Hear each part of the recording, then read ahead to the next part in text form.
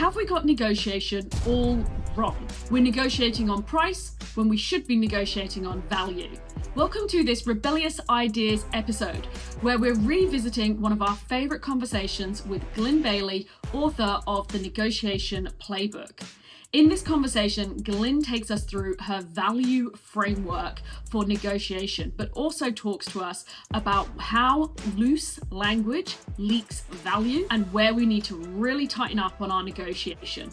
Before we dive into this conversation with Glin, we are unbelievably proud and cannot believe our luck that Glin is one of our 2026 REV UP experts. If you haven't come across our REV UP program yet, we look at all of the capabilities that you need in sales and go-to-market to succeed. And what we did was we curated the best of the best experts like Glin and others to be able to deliver you live interactive masterclasses over a 12-month period, each with a challenge to translate your learning into action. The waitlist is over 50% full, so please make sure that you check out all the details in the show notes if it sounds like it's of interest, and jump on the waitlist so that you'll be the first to hear as we go live with the 2026 cohort. And I think to your very beginning comment around the misunderstanding of negotiation is most people think negotiation is combative, it's manipulative, it's conflict, and I've got to be posturing. And yes, sometimes in certain situations, you do need to know how to protect yourself from being exploited by others. Absolutely. But for the greater opportunity, there is actually more opportunity to collaborate and create value.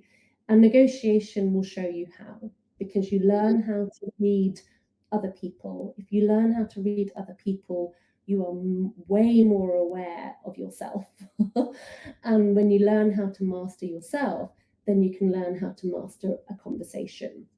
So you've mentioned there create value for both parties, and several times actually already in the conversation you've said, make sure there's lots of value, and that might not just be monetary, it might be intangible. You've sort of mentioned it several times, and I know that sort of that value method is a lot of what you base your work on. Your book, the Negotiation Playbook, is very much around the value method. So I want to sort of hit that early on. Can you talk to us a little bit about the value method? Yeah. So let me first explain what value is so that everyone's on the same page. Now we have price, what you pay for something. You have the cost that's involved in the project. And then you have value, the outcome, the usefulness or the benefit of the work that you're doing or the product that you're buying. Now, most people often in negotiation get caught up with how much am I paying for something, i.e. what's the price I'm going to pay, or how much is this project going to cost me? But we're not focused enough on what's the value that's going to be gained from this interaction with the other party, whether that be a client or a supplier for a product or service. Now, value is around what each party perceives to be of benefit to them and useful to them, right? And there's two types of value. If I was to break it down, is to the extrinsic value that we might see in a marketplace. Often that value can be determined by supply and demand, looking at what your competitors are doing, how are you comparing in the marketplace for your products and services, and therefore the value your consumers are going to get from your product is being calibrated based on what else is in the marketplace. So the price you get to command for that value is influenced by supply and demand parameters. But on the inside, as a human negotiating a deal, we have our intrinsic value. And when we're negotiating a deal, and I've seen this happen too many times, is we can often get caught in a feeling that someone is challenging our personal value. And we confuse our intrinsic value, or another word for that might be worth, like what am I worth and what's my contribution here, and think someone's not valuing that. And it can keep us in our ego when we're in those environments. And the knock-on consequence of that is, if we're in our ego, we can't effectively think about where value in a deal lies, because we're now focused on self self-preservation, self-interest, looking good, and that takes away from the value that could be discovered in the deal. So I want to put a bow around what value meant. So this is not about your internal worth, because at a human level, we're all worthy and we're all the same. But in an extrinsic environment, our value can go up and down, either as an individual in a job looking to get paid a certain salary, or as a product or service provider in the marketplace looking to get an exchange of value in return for our product or service. We want to negotiate for value. So how do we do that? Let's identify your value and their value. So let's identify the value that's available in the deal. And that really begins with understanding what is your negotiation counterparty actually interested in. So say you are an IT company selling software as a solution to a client. You need to understand what your client values. Now, you might focus on the price and you might focus on the cost, but what's the benefit of your software solution? And what will it enable them to do, and where will it enable them to create value in their business, either with their people's efficiency, time, productivity, or output in their business. So let's understand what they value, and then let's understand what you value, because if you can understand where value lies, then when it comes to exchanging it, we can do that a lot more powerfully. So for example, in negotiation, one of the things I talk about in my book is around not using loose language. Right? Loose language leaks value.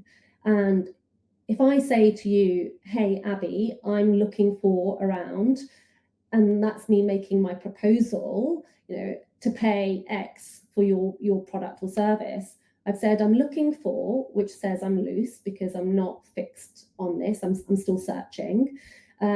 Around about, so it's not a definitive number. And so if I'm hearing those words, am I actually interpreting what they mean? And do we know whether this person is always loose because they're unplanned, or is this person not loose because they are planned? And actually we'll also give you information around whether they're trained in negotiation or not. Because I often find those that are trained in negotiation will never give proposals in a way that the way they deliver their proposals will already tell you how movable they are in their position. I love that. And is that also, because I also feel like that's also the other way around as well, in terms of how you're also, if someone says, we might be able to help with that, or we might be able to save blah, blah, blah. Like, I feel like my IBM training was very, very good at actually having the confidence to say, not overcommitting if you can't guarantee something if you can't, but having confidence in the language of removing the ifs, the maybes, the mights, or should or coulds, those words. If you're the person that was being given a proposal and it's not something you can do, often though the danger, if we just immediately reject, is that it puts the other party back, and we don't want to have them backing out of a conversation. We want them leaning into a conversation. So we don't want to use any language that rejects the other party, because everyone knows rejection feels yucky, and we don't want to feel yucky, and we don't want to make anyone else feel yucky. So we don't use rejecting language because it can get the other party offside, but that doesn't mean you're going to say yes to everything. What we often can do is put some conditionality around it. So we don't do this in our business at this point in time. However, what we're willing to look at is whether there's possibility to explore this, should this, and this condition be met, right?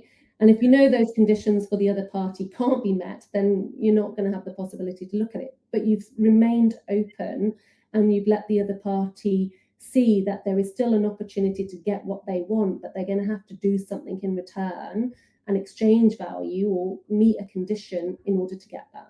So remove rejecting language. We can keep open language when we're on the receiving side, not wanting to reject and not wanting to shut down the conversation. But we can also be a lot firmer with our language when we're making proposals, which is when often a lot of information is leaked in how that proposal is delivered. Yeah, I love that. And I like that you've stressed several times in this conversation, we're not just talking about monetary. You know, some of the best partnerships I've got that I've got the most benefit from are actually mutually beneficial. And actually, there's no money changing hands. You know, yes, we're all, you know, many people listening to this, we're in sales, we've got a target to meet, and so on. So, absolutely, there's that side of the conversation. But there's also, like you said, deals, opportunities to be had where there's strategic partnerships that can also help benefit growth and sales. And actually, you can create that win-win. So not limiting our thinking of negotiation purely to money. Absolutely. And I know, and I might upset a lot of people when I say this, is that I know a lot of people think that collaboration is idealistic, and people say, oh, I collaborate and I do win-win all the time. From my experience, having trained hundreds of participants, delegates in senior roles in large corporates with multi-millions, sometimes billion-dollar budgets, when people are under pressure, it's easy to move from collaboration straight into competition, because we're often not in our authentic, conscious expression when we're calm. And when there's high stakes and KPIs involved and focus for your business, we can start off collaboratively and end up competitive negotiation techniques really, really easily, even when we think we're being collaborative.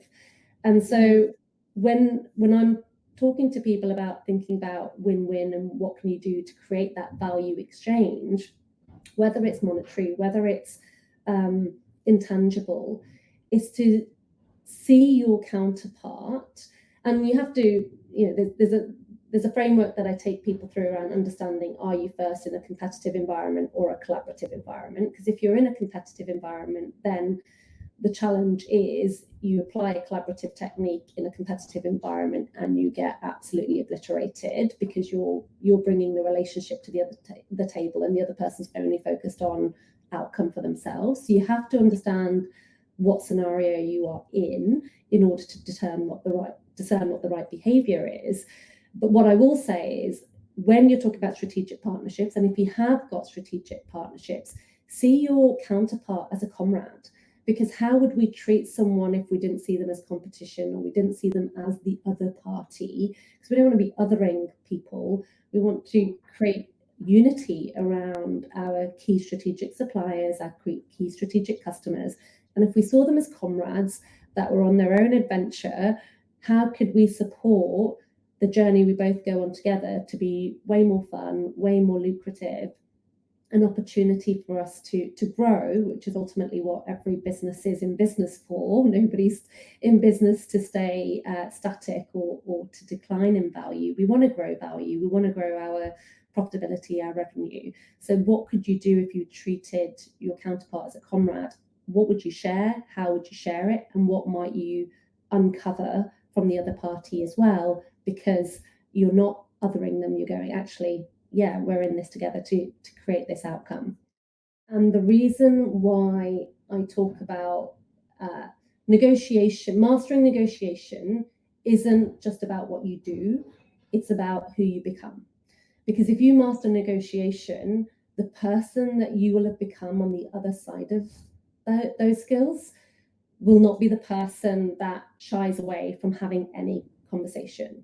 So if I share my own experience, I really was uncomfortable with negotiating from a very young age.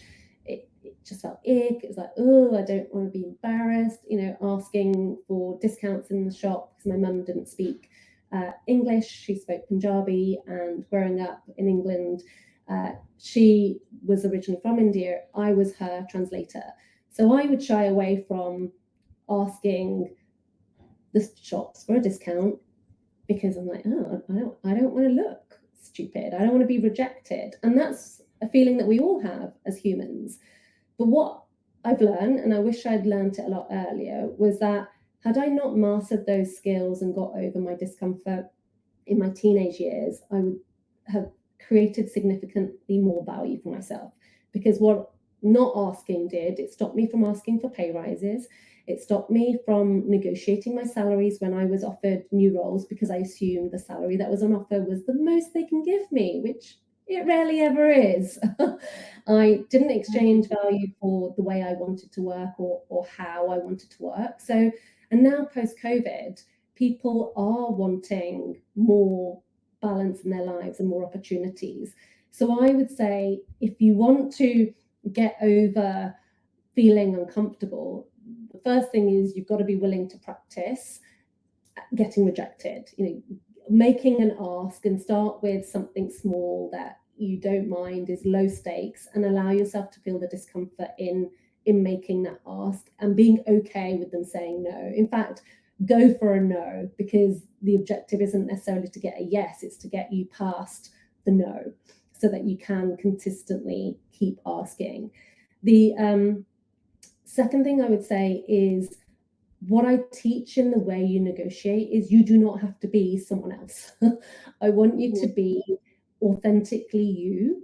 And if you decide who you want to be as a person, based on your own value set of being a good human, making a meaningful contribution and a difference to the world, you can still be that and be an excellent negotiator. In fact, being the best type of negotiator is the diplomat. And the diplomat is a personality that is highly focused on the relationship and is also highly focused on the result.